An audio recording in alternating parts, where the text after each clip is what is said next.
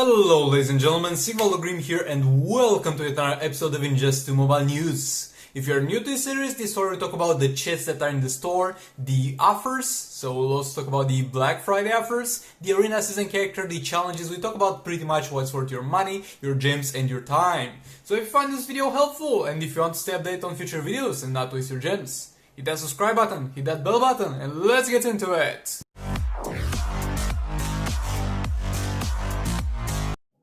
So, starting it off with the challenges, we have Warrior Queen Wonder Woman.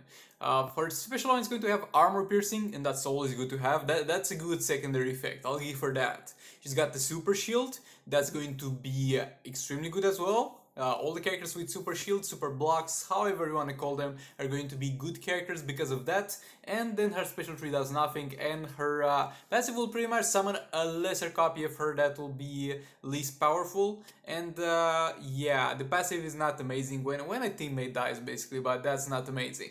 So what really stands out for this character is going to be her special one, which is armor piercing, and the fact that it has a shield. She's useless in raids and soul raids, no top tier teams include her, but she's decent in arena and champions arena. So should you farm her?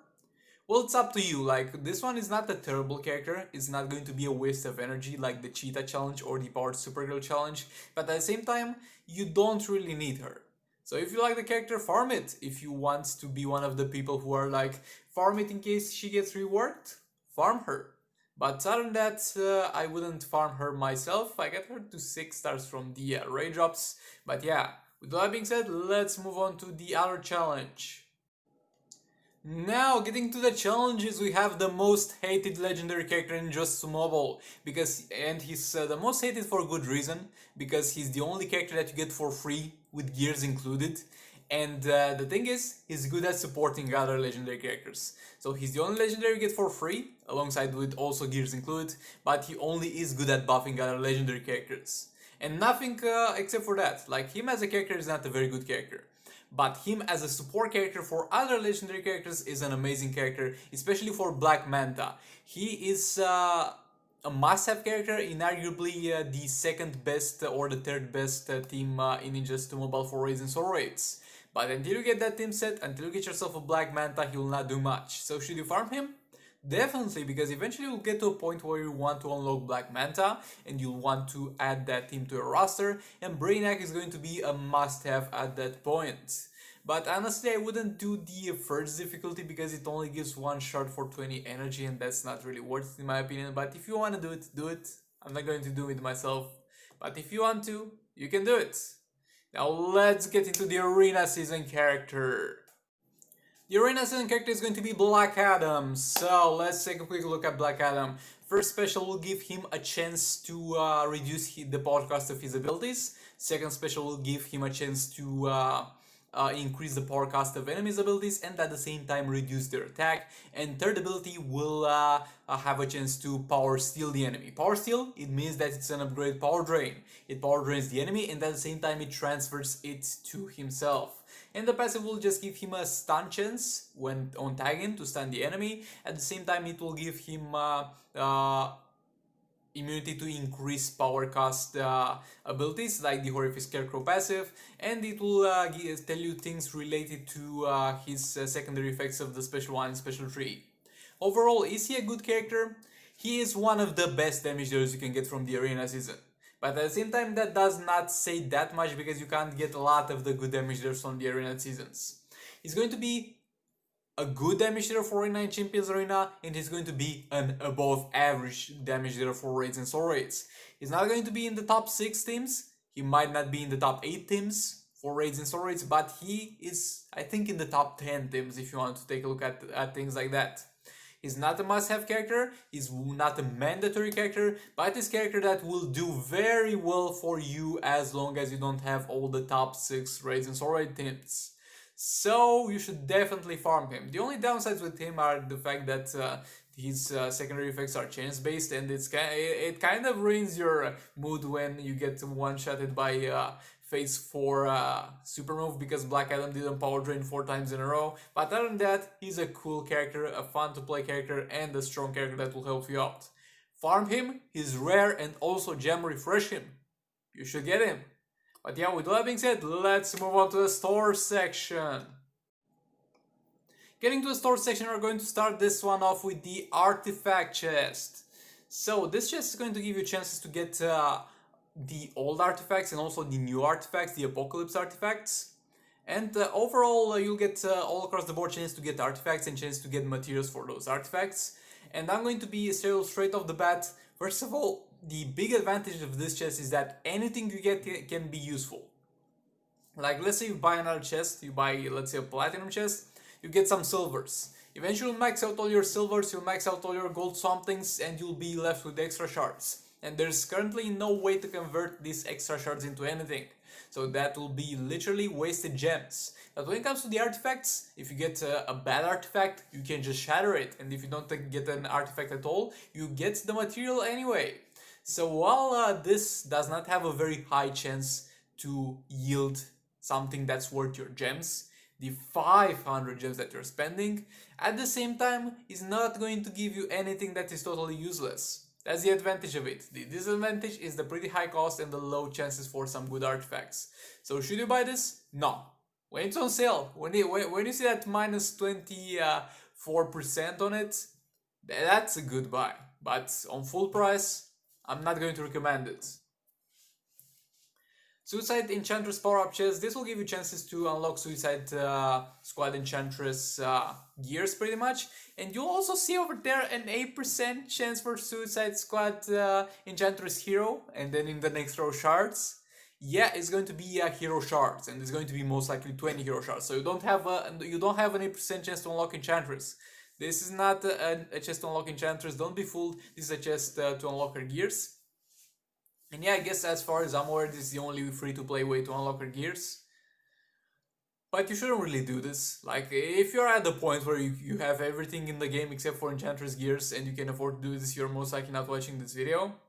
So don't do this. Like, she's not great in raids and soul raids, and it's going to take you so many gems that it's rather worth paying the $10 from the paid offer rather than this. Next up, the Batman Chakora Growth legendary chest. Why do they call it legendary chest? Because it's a power-up chest. Yeah, it's the same thing as the Suicide Squad chest, basically, though it's 100 gems more expensive. You'll get the chance to get gears for Batman Chakora Growth, but that gear can be duplicate. That 8% chance to get shards for him will be most likely 20 shards, so it's not really the best deal. But yeah, this is not really the only free-to-play way to unlock his gears. You can get them from raid drops, but they are so rare, it will most likely take you 3 years to get all his gears, and you might not get them in 3 years. So yeah, this is kind of the only place to unlock his gears, but I recommend the $10. You'll get an offer in the special offers that costs $10. It's going to be far easier for you, most likely, to make $10 in real life than to make enough gems to open enough of this to get all the gears, because it's not a high chance, just a 15% chance, and you can get duplicates. So it's not a good chest. And premium hero chest is going to be Flora Poison Ivy. It's a good premium chest. If you are a new player, don't buy the hero chest, buy the premium chest, buy the Flora Poison Ivy premium chest. She's got an armor piercing for the special 2, upgrade her special 2, and you are going to be all set. Definitely buy this premium chest if you're a new player.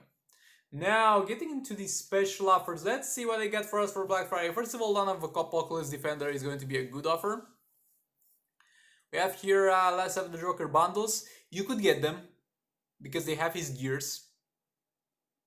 And I guess rather than getting his gears for $10, you'd rather get him at 3 stars and his gears. Because gears at level 30 are not worth like additional money. You ideally want to get them at level 10. But they seem to appear more and more at level 30 for more expensive prices. So I'd rather pay a little bit more and also get him at 3 stars. But if you want to buy Last of the Joker, keep in mind you'll need to have Entangling Poison Ivy with gears at the very least to make him work. And you need to keep in mind that his shards also drop from raids, so keep that in mind as well. Now, getting into the Black Friday deals, let's start with Artifact and 3-star character. So you're going to get over here an artifact, an apocalypse artifact, and a gold character. I don't know why they put materials in there, because you ain't getting any materials, but nevertheless, the 3-star gold character is not going to be the good part about this, because this pool of gold characters includes every single character in Just 2 Mobile, and every gold character. And from those gold characters, let's say 30% of them are going to be totally useless to you. 40% of them are going to be average, but at the end of the day, more like 50% of them are going to be average, but at the end of the day, not really worth paying money for. And only 20% of them are going to be worth paying money for. So the prospect of you getting actually an useful character is not very high. And you're going to also get an Azure artifact. This one is going to not be very good, because with Apocalypse artifacts, on the other hand, there are a lot of Apocalypse artifacts that are good, and even if they are not very good, they are going to be somewhat decent, so you can't really go wrong with that. But when it comes to the Azure artifacts, there are a lot of them that are bad, and there's more of them that that shouldn't be upgraded than there is some of them that should be upgraded. So overall, look, it's not going to be an expensive bundle. It's like $15, so I'd say it's a pretty decent deal for a new player. It's a pretty decent deal for a new player. Now let's move on to the next one. Apocalypse bundle. This is going to grant you some gear materials. Those are not a huge amount of gear materials. They are 1 week worth of farming, or less than 1 week worth of farming heroic campaign. You're going to get an amount of meatballs, which is going to be random, and you're going to get 2 Apocalypse artifacts. I do like the prospect of getting Apocalypse artifacts, but unlike the bundle that is ever present in the shop, you're going to get them at level 1 most likely. In the other one, you have a chance to get them at various levels, and you're going to get a chance to get a certain amount of meatballs. And let's take a look at a few things. The biggest you can get is going to be 45k meatballs. So, provided you're upgrading one of the good artifacts, the highest amount artifacts of attack and health, those are going to be Entropy, Heart of Darkness, and the Firebox. How many levels can you get them from level 0 to from level 1 to with those resources? So if you get the highest amount of resources, which you are not likely to get, let's get that out of the way, you are going to be able to upgrade 2 levels on the recommended for upgrade artifacts. Actually 3 levels. You're going to get them all the way to level 4. You're going to be able to get them all the way to level 4 and be left with nothing else.